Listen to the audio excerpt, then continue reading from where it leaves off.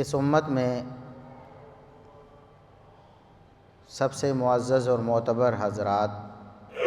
صحابہ کرام ہیں رضوان اللہ علیہم اجمعین۔ صحابہ کرام میں ہر وہ شخص شامل ہے جو نبی کریم صلی اللہ علیہ وسلم سے ایمان کی حالت میں ملا اور اس کی وفات بھی ایمان پر ہوئی۔ جب ہم صحابہ کرام کا لفظ بولتے ہیں تو ہر وہ شخص ہماری مراد ہوتا ہے جس نے ایمان کی حالت میں رسول اللہ صلی اللہ علیہ وسلم سے ملاقات کی، چاہے وہ کسی کنبے قبیلے سے ہو، کسی خطے علاقے سے ہو، بڑا ہو چھوٹا ہو، مرد ہو عورت ہو، صحابہ کرام میں وہ شامل ہوتا ہے۔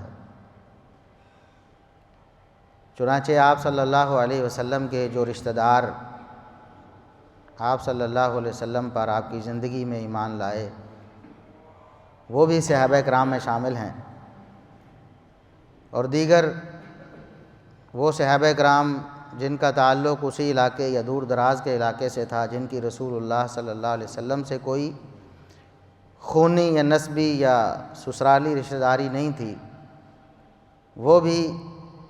ایمان کی حالت میں آپ صلی اللہ علیہ وسلم سے ملے اور ان کی موت ایمان پر ہوئی، تو وہ بھی صحابہ کرام میں شامل ہیں۔ تو تمام صحابہ کرام میں سب سے اعلیٰ مرتبہ، سب سے عرفہ مقام، سب سے اونچی شان اگر کسی کو ملی ہے تو وہ سیدنا ابو بکر صدیق رضی اللہ عنہ ہیں۔ میں پھر سے الفاظ دہرا دیتا ہوں کہ تمام صحابہ کرام میں، چاہے وہ آپ صلی اللہ علیہ وسلم کے رشتہ دار ہوں یا آپ صلی اللہ علیہ وسلم کے رشتہ دار نہ ہوں، سب میں علی الاطلاق فضیلت اور مقام سب سے اعلیٰ کسی کو حاصل ہے تو وہ سیدنا ابو بکر صدیق رضی اللہ عنہ ہیں۔ یہ اللہ کا فیصلہ ہے، یہ رسول اللہ صلی اللہ علیہ وسلم کا فیصلہ ہے، یہ صحابہ کرام کا فیصلہ ہے، یہ تمام مومنوں کا فیصلہ ہے، یہ پوری امت مسلمہ کا فیصلہ ہے۔ جس طرح انبیاء اور رسل میں بغیر کسی اختلاف کے تمام امت مسلمہ یہ بات تسلیم کرتی ہے کہ سب سے اعلیٰ مقام انبیاء اور رسل میں محمد الرسول اللہ صلی اللہ علیہ وسلم کو حاصل ہے، دیگر انبیاء اور رسل بھی بڑی شان، بڑے مقام والے ہیں، لیکن پہلا نمبر اگر کسی کو ملا ہے تو وہ محمد الرسول اللہ صلی اللہ علیہ وسلم کو۔ اب اگر کوئی بدبخت بیوقوف عیسائی آپ سے یہ کہے کہ آپ محمد صلی اللہ علیہ وسلم کو پہلا نمبر دے کر عیسیٰ علیہ السلام کی توہین کر رہے ہیں، تو یہ اس کی بیوقوفی ہے اور بدبختی ہے۔ عیسیٰ علیہ السلام کی شان، ان کا مقام اپنی جگہ پر، لیکن پہلا نمبر سب سے افضل اور اعلیٰ انبیاء اور رسل میں محمد الرسول اللہ صلی اللہ علیہ وسلم ہے۔ اسی طرح کوئی یہودی آپ کو کہے کہ آپ پہلا نمبر محمد صلی اللہ علیہ وسلم کو دے کر موسیٰ علیہ السلام کی توہین کر رہے ہیں یا ان کی شان کو کم کر رہے ہیں، تو یہ اس کی بدبختی ہے، بدقسمتی ہے۔ موسیٰ علیہ السلام کی شان اور ان کا مقام اپنی جگہ پر، لیکن پہلا نمبر فضیلت میں، مقام میں، شان میں محمد الرسول اللہ صلی اللہ علیہ وسلم کو حاصل ہے۔ اور کوئی مسلمان، کوئی مومن، کوئی کلمہ پڑھنے والا اس میں اختلاف نہیں کر سکتا۔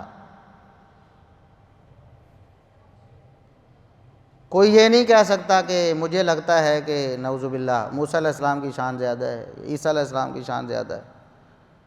نہیں، یہ اللہ اور اس کے رسول کا فیصلہ ہے، اس سے اختلاف نہیں کیا جا سکتا۔ بالکل اسی طرح سیدنا ابو بکر صدیق رضی اللہ عنہ تمام صحابہ کرام سے سمیت آپ صلی اللہ علیہ وسلم کے رشتہ داروں کے تمام صحابہ کرام سے افضل اور اعلیٰ ہیں، پہلے نمبر پر ہیں۔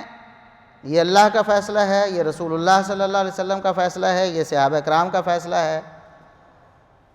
سمیت آپ صلی اللہ علیہ وسلم کے رشتہ داروں کے تمام صحابہ کرام کا فیصلہ ہے اور تمام مومنوں اور پوری امت کا فیصلہ ہے، تمام مسلمانوں کا فیصلہ ہے کہ رسول اللہ صلی اللہ علیہ وسلم کے بعد سب سے اعلیٰ مقام، سب سے عرفہ شان سیدنا ابوبکر صدیق رضی اللہ عنہ کو حاصل ہے۔